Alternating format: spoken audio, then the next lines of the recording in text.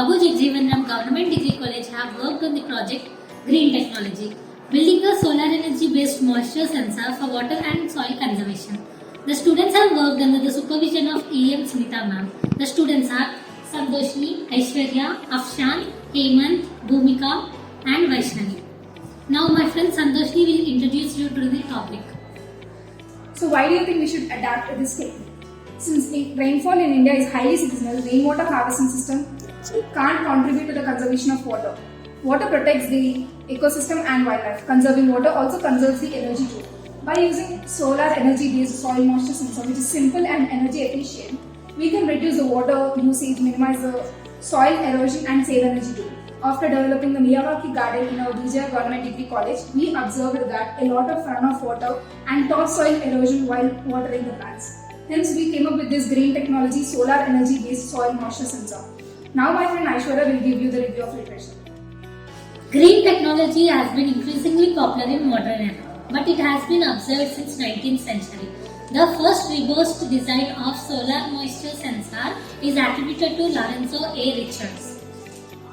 Various models of soil moisture sensor have been invented till now, such as gypsum block sensor, tensiometer, Newton moderation, heat dissipation.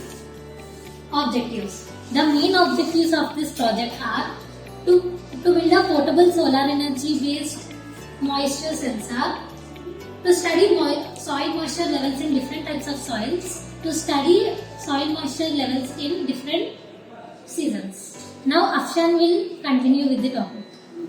Now coming to the materials and the methods, the following are the materials used to design a soil moisture sensor. These are the pictures of the materials. 14 steps are involved in constructing a soil moisture sensor circuit, which includes resistor, breadboard, charge controller, battery, solar panel and LED. Now the soil moisture sensor circuit is ready for testing. The 100 kilo ohm resistor LED should not touch each other.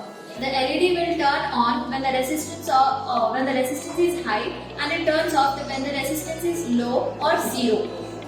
Now coming to the experiment, put a small pile of dry soil on a plate, touch both resistor LEDs to the soil at the same time. The LED will turn on because the resistance of the dry soil is very high.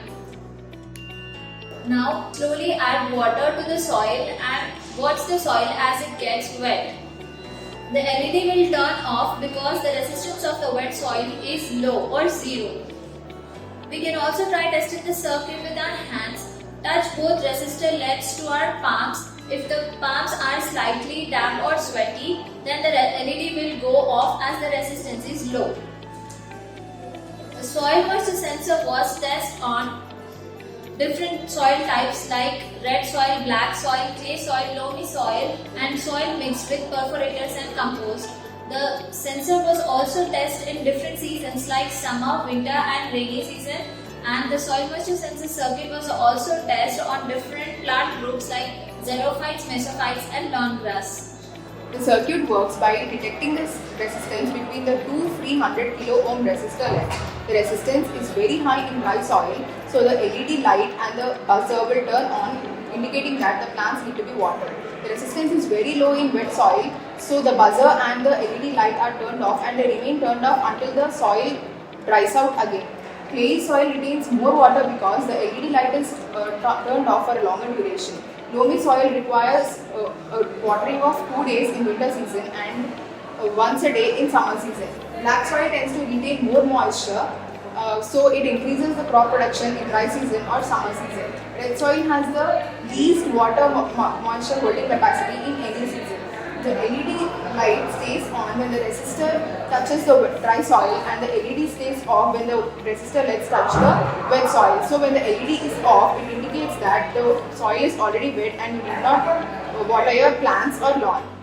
Conclusion. Water is a valuable resource. Water shortages are a serious problem in many parts of the world. The problem can be made worse by people who waste water. For example, watering a garden or using sprinklers on their lawn, or a farmer taking care of an entire field.